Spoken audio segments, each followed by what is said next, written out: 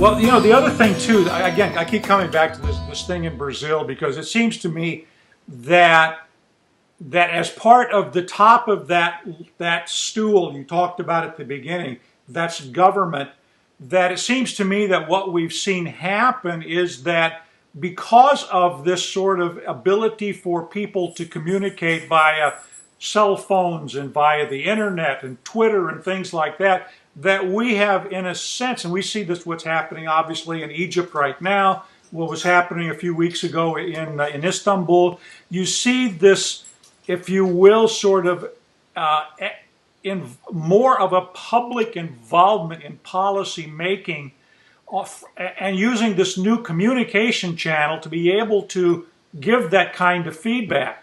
So it seems to me that in addition to creating a good public transportation system, there also needs to be this focus on a good, solid, stable, robust communication system that is open, maybe not for free, but certainly open to far more people to be able to give their input. But then, of course, then that creates management problems for the the leadership of of the country. So, sort of, which is, I guess what I'm asking, which is more important, a really good transportation system or a really good, robust public communication system? The stool has three legs, and equilibrium is three legs. Yeah. The top of the stool is not only government, is what we call governance, no? Okay. Is government and social society, no, and civic society. It's not only the government, the administration, it is as well the institutions that represent the citizens and the citizens as well, no? Is the different organization and institutions which are not just the government.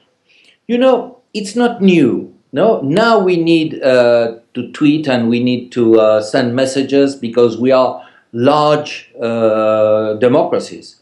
But in an Italian village, when the population was unhappy with the Lord Mayor, they just gather in the central plaza and they all agreed that the mayor should go away, and they just made a fuss and they throw the mayor away. There are societies that have many ways of communicating.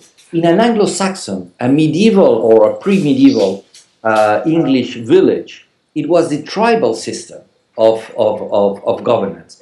The Anglo-Saxon democracy comes from that tribal system. Okay. In a tribal system, when you have to take important decisions, it's not the chief that takes the important decisions. You have the whole tribe, the 200 people, together in front of a fire, and you decide to go to war or not to war. So really the communication of society is extremely important, because that is what makes the social capital, the way to work together. I don't want to go too technical, but in that piece of the book, which is social, we have mainly two big important elements: human resources and social capital. Human resources is the knowledge we all have, the accumulation of the knowledge we all have. It's very important, no? Because to build a society, we need the knowledge of engineers, doctors, lawyers, and so on. But social capital is the capacity of a society to put that knowledge together for a benefit. There are, let me put an example. Two engineers in human resources means two. 1 + 1, 2, no? But depending from what society those two engineers are, they will be able to work together to make more than two. More than two, right. Or they will not be able to work together and they will make less than two. Yeah. What's happening now in Egypt is that they are producing less than two. Yeah, yeah. Because they have a problem of social capital on how they work together, no? So in human resources, it's 1 + 1, 2. But in social capital, 1 + 1, it's a multiplier, it's not an addition. Yeah. It can be a multiplier of 2.5 or a multiplier of 1.5 or a multiplier of 0.5. Yeah. So both things are necessary. You have to have the population educated, but in the other hand, you have to have the systems to have a dialogue in that population, to be able to take the decisions together, not only the government, the decisions of the whole society in the right direction. And that is social capital. Yeah. Yeah, That social capital can be achieved. Every culture achieves that social capital in a different way. And that social capital under the Roman Empire with the emperor was achieved because it worked. And in a democracy, it is achieved. Every moment in history, every culture has a different. But it's obvious that sometimes that social capital is broken. Is the case of Egypt, no? And it doesn't work. So it doesn't matter how many engineers you have if they are not able to work together. Yeah. Well, look, we've gone a lot longer than I had anticipated we would. But so let me ask you maybe just two more real quick questions. First of all, what's been the most, for you personally, the most satisfying accomplishment in terms of the planning that you've done over the years? And the second question is, tell us a little bit about the book that's coming out. Mm-hmm.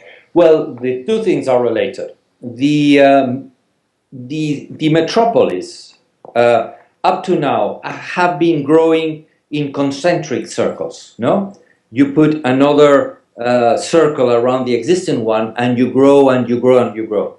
This is not efficient. The circle is very efficient when it's a small dimension, but when you grow, it is a mess. It is a mess because when you have a large circle, everyone wants to be in the center. So you produce congestion in the center. And the guy who controls the center controls the whole society. No? Because if it's land, if you control that supply of land, then you can put the price you want and you produce speculation. Yeah. So there is congestion, there is a speculation, it doesn't work when you grow. So when you grow, you have to change the system. No? You have to go from circles to grids.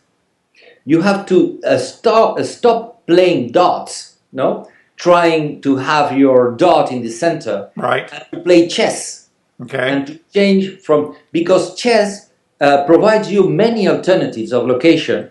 All of them are equally accessible, and any trip from one point to another has many alternatives. So if there is congestion in one point, you always have alternatives, and congestion dissolves. It has a transport equilibrium which is stable, and the circle has a traffic equilibrium which is unstable. No, yeah. And the difference is when the congestion grows or when congestion in a natural way is dissolved. So we have to move from circles to grids, and we have done that many times in history. If you see a European medieval village, it grew in circle. But at a certain moment, that circle did not work anymore, and we introduced the grid by that circle, and then it was able to grow again. So the object of the book is to tell these governments in charge of these metropolis, look, don't try to grow and grow and grow in circles because it doesn't work. You have to make an intellectual shift and to change to a reticulum. That is absolutely in accordance with many of those metropolis, not Sao Paulo and not Rio. Yeah. But yes, Dar es Salaam, yes, Nairobi, yes, Buenos Aires, yes, Santiago de Chile, and 90% of the metropolis. Why? Because many metropolis are metropolis because they were in strategic locations that allow them to become poles of development. New York, the exit of the air canal to the Atlantic and then development. Right. So metropolis are metropolis because they are in strategic locations with comparative advantages. And what is a strategic location? It is always the border, the edge between two ecosystems. Yes, right. Many times the sea and the land, other times a river crossing, other times a passage through a mountain in front of a plain. So when you have two ecosystems, generally the border between the two is a linear structure. And a linear structure automatically creates a reticular structure. So many of those metropolis have to understand their geographical setting, their historical background, and the mechanisms of transport and land use, and have to shift from circle to reticular.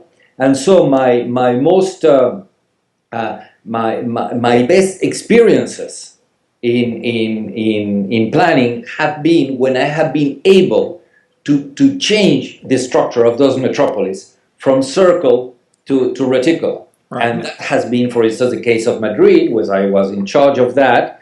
Madrid at that time was growing by 50% every 20 years, which for a European developed economy is a lot, but is far less than 100% every 14 years. No? Yeah. I was able to introduce that in Madrid with the characteristic of having a lot of money to invest in infrastructures, a lot of social capital, human resources, so it worked very well. But I am introducing that as well in other metropolis like Bogota, like Nairobi. And when you see that you are able to unblock a system that is congestive and that doesn't work, and you are providing the ideas for an expansion that opens up that situation of a metropolis, the professional satisfaction is huge. Is great. Good. Well, thank you so much. Thank you. So, and the book shows 20 examples. Oh, okay. And what's the title of the book? The Art of Shaping the Metropolis. That's right. The Art of Shaping the Metropolis, and it should be out sometime this fall, I gather. In November. Okay. By Excellent. In November it will be out, McGraw-Hill, and I hope it will bring new ideas for those guys which are in charge of those metropolis. I don't know what to go. Right. Excellent. Well, I hope this helps, and I really appreciate your taking the time. I know it took us about 3 tries to get this done, but we got it done. So, Pedro, thank you very much. Yeah. And I do want to talk to you about Kingston, Jamaica, at another time if you're willing. So. All right. Good. Thank you very much. Bye bye. Okay. Good night. Good night. Yeah.